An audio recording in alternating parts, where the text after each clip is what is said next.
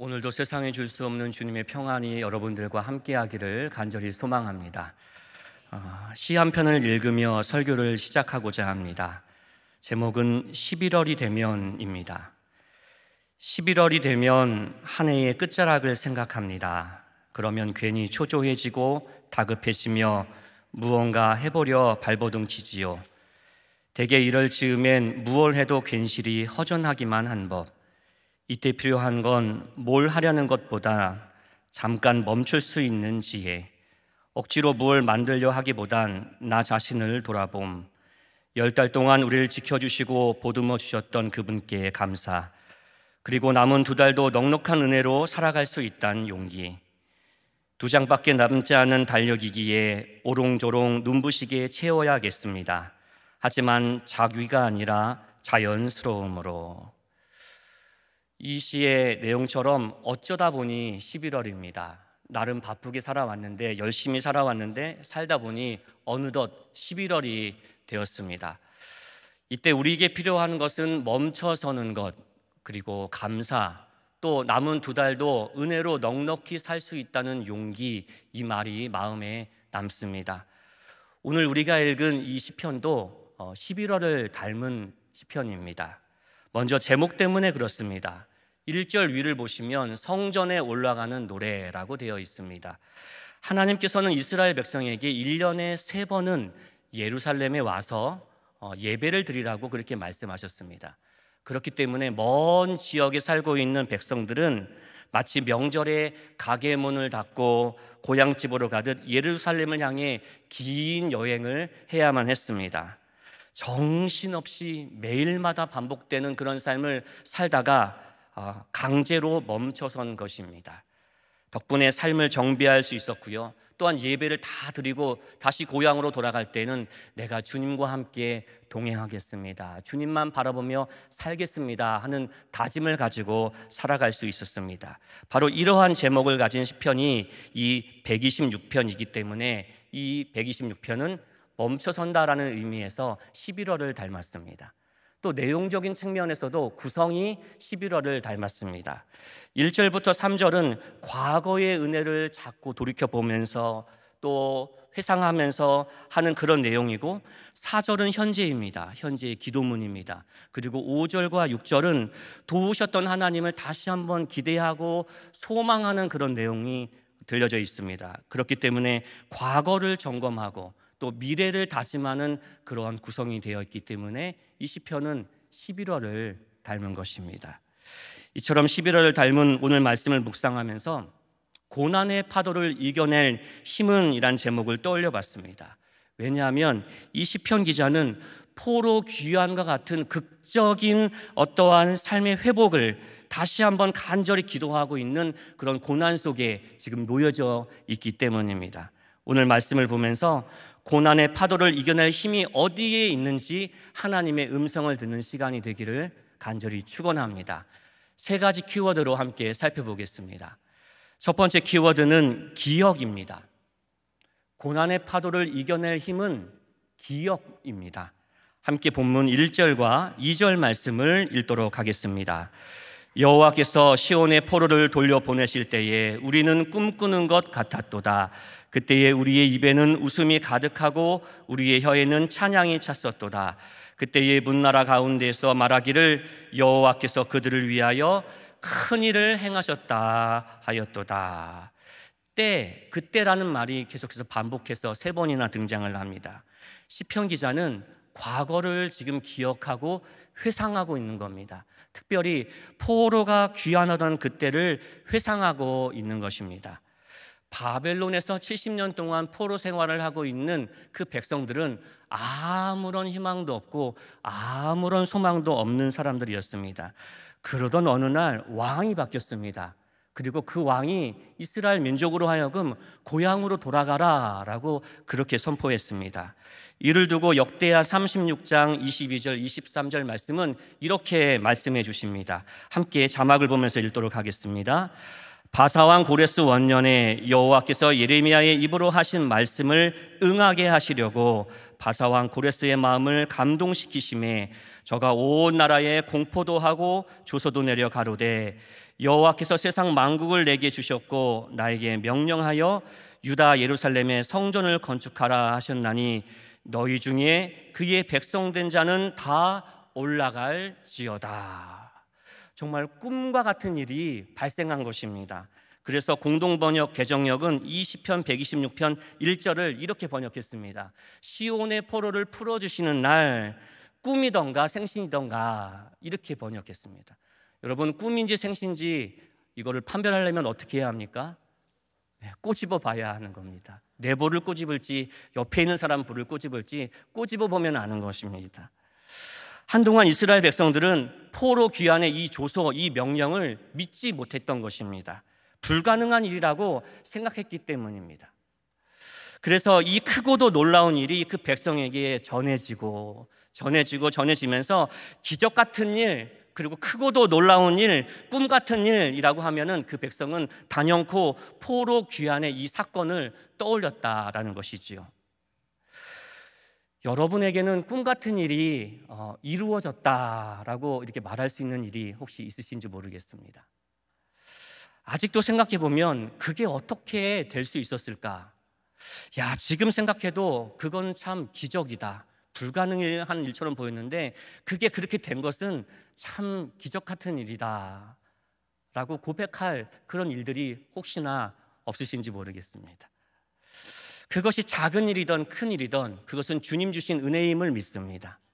그렇기 때문에 그런 은혜의 역사를 기억하는 것, 내 삶에 하나님의 그 손길을 마음 가운데에 고백하는 것, 그것이 흐려지지 않도록 내 신비에 그것을 각인시키는 것, 그것이 우리에게는 힘이 된다라는 것입니다. 원수는 물의 색이고 은혜는 돌의 색이라는 말이 있습니다. 우리는 우리 마음 가운데에 무엇을 새길지 잘 분별하고 잘 선택해야 한다라는 겁니다. 우리 11월이 될 때까지 올 한 해 여러분들은 마음에 무엇을 새기면서 이제까지 살아오셨습니까? 혹이나 서운한 것을 마음에 새기며 살아오셨습니까? 억울한 것을 마음에 새기면서 살아오셨습니까? 아니면 내가 자랑할 거리, 내가 잘한 것 이런 것을 마음에 잘 새기면서 살아오셨습니까? 원하기는 주님의 은혜만을 우리의 마음에 새길 수 있기를 주님의 이름으로 축복합니다. 시편 103편 1절과 2절 말씀에 이런 말씀이 있습니다. 내 영혼아 여호와를 송축하라. 내 속에 있는 것들아 다 그의 거룩한 이름을 송축하라. 내 영혼아 여호와를 송축하며 그의 모든 은택을 잊지 말지어다. 그의 모든 은택을 잊지 말지어다 라고 말씀하십니다. 내 삶에 부어주신 그 은혜를 마음에 새기는 것, 그것이 참된 지혜이고 참된 경건일 줄 믿습니다. 그렇기 때문에 그 기억이 고난의 파도를 이겨낼 힘이 된다라는 것입니다. 두 번째 키워드는 기대입니다.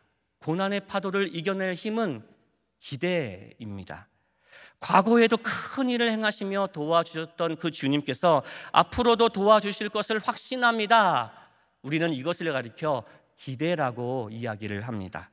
세상 사람들은 쨍하고 해 뜰 날 돌아온단다 이 노래를 부르면서 알 수 없는, 이해할 수 없는 그런 상황의 변화를 기다리고 기대했다라는 겁니다. 하지만 우리는 다르지요. 하나님이 내 삶을 바라보시면서 나를 응원하사 새 일을 펼쳐주실 것을 믿고 그 믿음을 가지고 우리는 기대하며 나가는 것이기 때문입니다.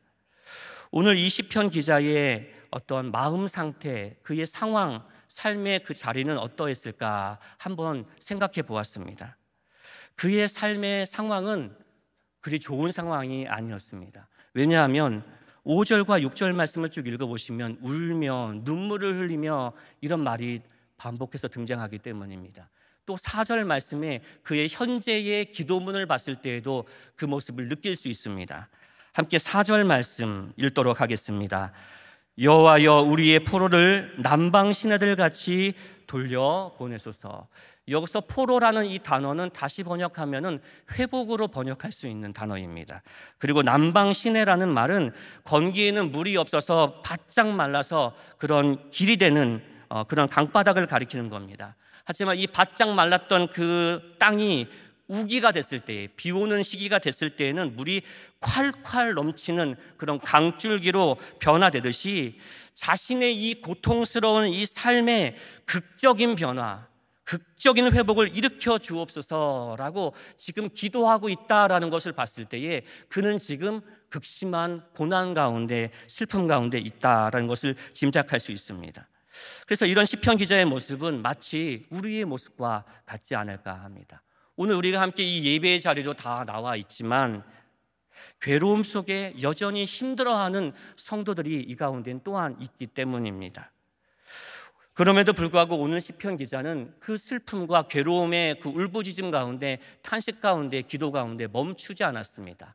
더 나아가서 그 기도에 이어서 5절과 6절로 나아간다라는 것입니다. 함께 5절과 6절 말씀 같이 읽도록 하겠습니다.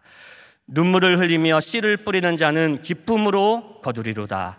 울며 씨를 뿌리러 나가는 자는 반드시 기쁨으로 그 곡식단을 가지고 돌아오리로다. 아멘. 우리가 집중할 부분은 기쁨이라는 단어입니다. 5절에도 기쁨, 6절에도 기쁨이라는 말이 반복해서 등장을 하고 있습니다. 또 거둔다, 거두되 반드시 거둔다라는 말이 반복해서 등장하고 있습니다.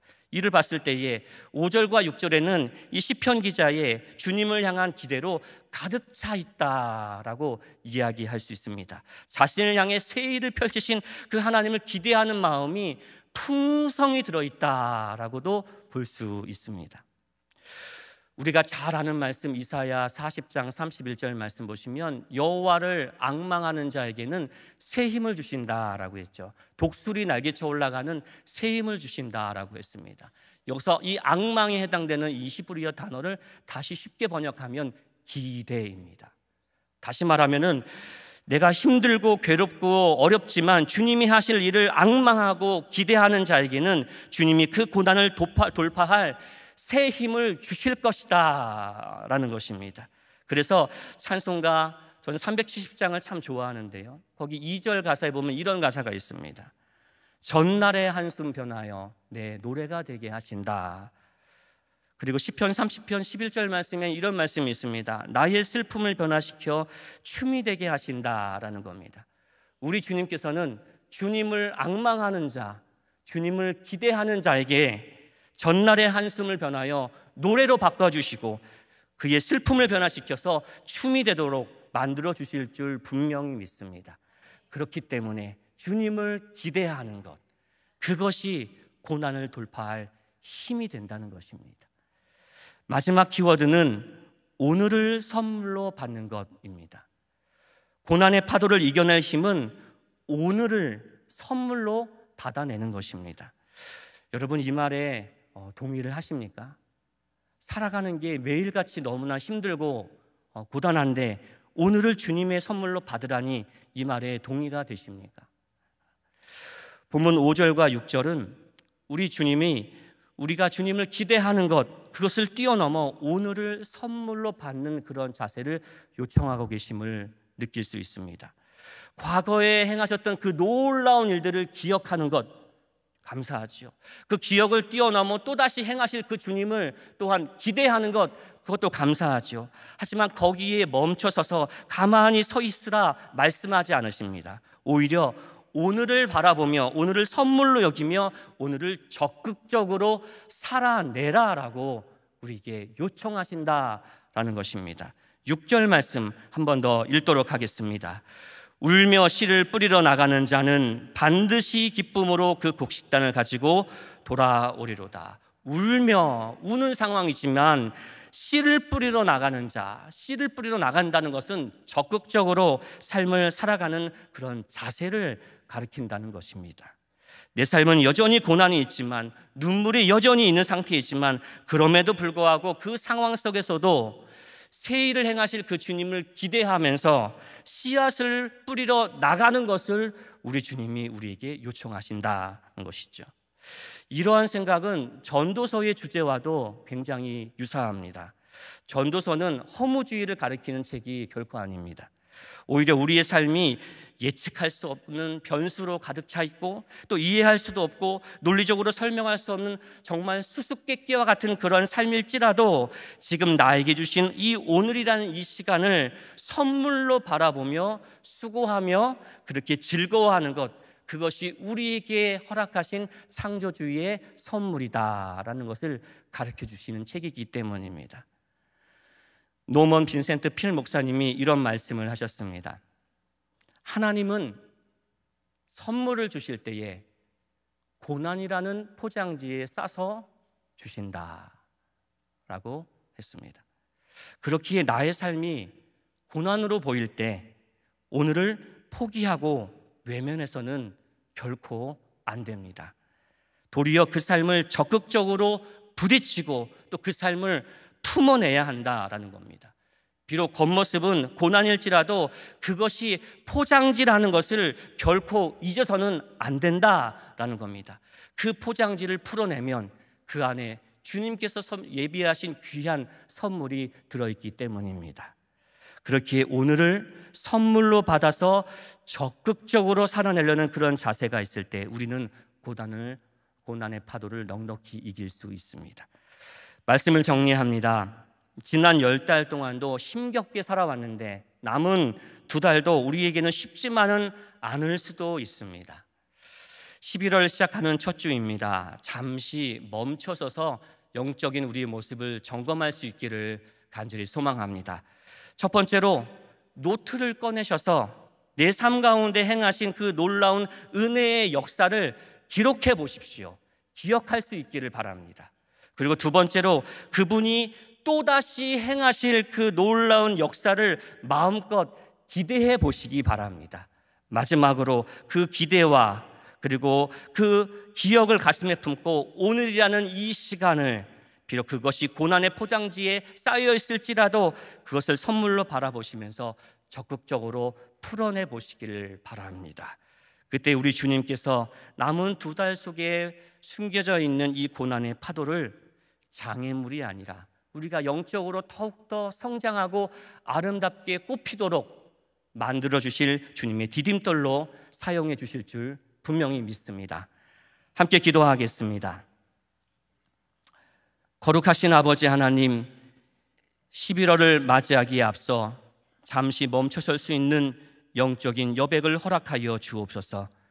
주님의 역사하심에 대한 기억과 기대로 그 여백을 빼곡히 감사함으로 채울 수 있는 우리 모두가 되게 하여 주옵소서. 이 모든 말씀 예수님의 이름으로 기도하옵나이다. 아멘.